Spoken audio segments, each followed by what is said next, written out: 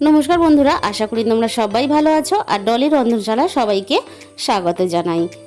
আমরা তো পটলের অনেক রকম রেসিপি খেয়েছি, একবার এই ধরনের পটলের রেসিপি বানিয়ে দেখতে পারেন, খেতে কিন্তু অসম্ভব সুন্দর হয়। এখানে আমি নিয়েছি দুটো মাঝারি সাইজের আলু, একটু বড় সাইজের করে টুকরো করে কেটে, আর নিয়েছি পটল। এইভাবে গোল গোল করে আমি পটলগুলো কেটে নিয়েছি। মুরগির মাংসের যে সলিড পিসগুলো হয় তার থেকে আমি এইভাবে কয়েক পিস নিয়ে টুকরো করে কেটে নিয়েছি। কড়াই গরম হয়ে গেছে, প্রথমে আমি দিয়ে দিলাম কড়াইয়ের মধ্যে সর্ষের তেল। এবার গরম তেলের মধ্যে আমি দিয়ে দিলাম কেটে রাখা আলুগুলো। সমস্ত আলুগুলো এখানে দিয়ে দিলাম। এবার আলুগুলোকে আমি 3 থেকে 4 মিনিট একটু হালকাভাবে ভেজে নেব। আলুর গায়ে হালকা একটা কালার চলে এসেছে, আমি এর থেকে আর বেশি ভাজবো না। এবারে এর মধ্যে আমি দিয়ে দেব কেটে রাখা পটলগুলো। এবার আমি আলু আর পটল একসাথে নাড়াচাড়া করে ভেজে নেব। আলু পটল এখানে আলাদা করে ভাজার দরকার নেই, একসাথে ভেজে নিলেই এখানে হবে। আর দেখো আমি দিয়ে দিলাম এবার পরিমাণ মতন লবণ। এখানে লবণ দেওয়ার পরে আমি আলু আর পটলটাকে আরও 5 মিনিট এইভাবে নাড়াচাড়া করে ভেজে নেব। আর পটলটা আমি একটু মাঝখানে দিয়ে দিলাম, তাহলে পটলটা কিন্তু খুব ভালোভাবে ভাজা হয়ে যাবে। যেহেতু আলুর গায়ে আগে থেকে কালার চলে এসেছিল, তাই আমি এইভাবে আরও একটু নাড়াচাড়া করে মাঝখানে দিয়ে ভেজে নিচ্ছি। আলু আর পটল আমার খুব ভালোভাবে ভাজা হয়ে গেছে।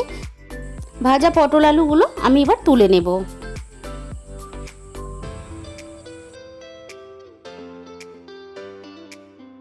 আমার কিন্তু এখানে সমস্ত আলু পটল ভাজা তুলে নেওয়া হয়ে গেছে। এবার ওই একই তেলের মধ্যে আমি দিয়ে দেব ফোড়নে গোটা জিরে, দিয়ে দিলাম একটা তেজপাতা টুকরো করে, আর আমি দিয়ে দিলাম গোটা গরম মশলা। এবার আমি ফোড়নগুলোকে হালকা একটু নাড়াচাড়া করে নেব। ফোড়ন থেকে একটা সুন্দর গন্ধ বের হচ্ছে, আমি এখানে দিয়ে দিলাম কুচি করা পেঁয়াজ। এবার আমি পেঁয়াজটাকে হালকাভাবে নাড়াচাড়া করে একটু ভেজে নেব।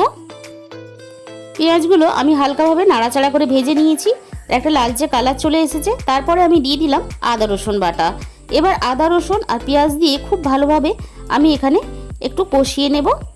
আদা রসুনের কাঁচা গন্ধ চলে গেছে। এবার আমি দিয়ে দিলাম অল্প পরিমাণ হলুদ গুঁড়ো, দিয়ে দিলাম 1 চা চামচ পরিমাণ ঝাল লঙ্কার গুঁড়ো, আর দিয়ে দিলাম 1 চামচ পরিমাণ জিরের গুঁড়ো, আর দিয়ে দিলাম কালারের জন্য 1/2 চামচ পরিমাণ কাশ্মীরি লঙ্কার গুঁড়ো। সব কিছু আমি এখানে খুব ভালোভাবে মশলার সাথে কষিয়ে নেব। এখানে আমি সামান্য পরিমাণ জল দিয়ে দিলাম যাতে মশলাটা না পুড়ে যায়। এবার মশলাটা আমি মিনিট 2-3 খুব ভালোভাবে কষিয়ে নেব। মশলা কষানো হয়ে গেছে, এর মধ্যে আমি দিয়ে দিলাম কেটে রাখা চিকেনের টুকরোগুলো। চিকেনের টুকরো দিয়ে আমি খুব ভালোভাবে কষিয়ে নেব। আমরা চিংড়ি পটল বা পটলের অনেক রকম কিন্তু রেসিপি খেয়ে থাকি, একবার আমার মতন করে এইভাবে চিকেন দিয়ে পটল দিয়ে বানিয়ে খেয়ে দেখতে পারো। আর এবারে আমি দিয়ে দিলাম 1/2 বাটিরও একটু কম টক দই, আর দিয়ে দিলাম টক দইয়ের বাটি ধুয়ে অল্প পরিমাণ জল।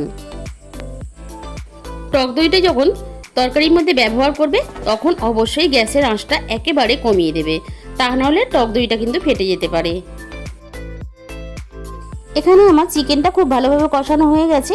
এর মধ্যে আমি দিয়ে দিলাম ভেজে রাখা আলুগুলো, কারণ চিকেনের টুকরোগুলো কিন্তু অনেকটাই ছোট আর সিদ্ধটাও তাড়াতাড়ি হয়ে যাবে, তাই আমি এখানে আলু দিয়ে একেবারে সুন্দর করে কষিয়ে নেব।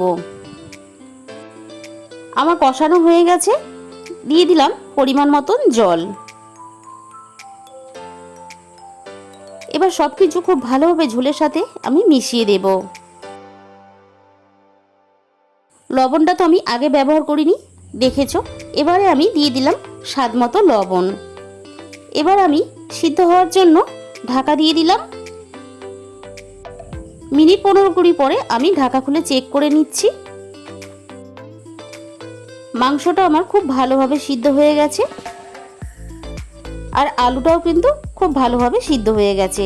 এবারে আমি এর মধ্যে দিয়ে দিলাম ভেজে রাখা পটলগুলো। পটলটা যেহেতু আগে থেকে খুব ভালোভাবে ভাজা ছিল, তাই এখানে পটলটা বেশিক্ষণ লাগবে না সিদ্ধ হতে। আমি মিনিট 2-3 জন্য আবারও ঢাকা দিয়ে দেব। আমি ঢাকা খুলে চেক করে নেব আরও একবার।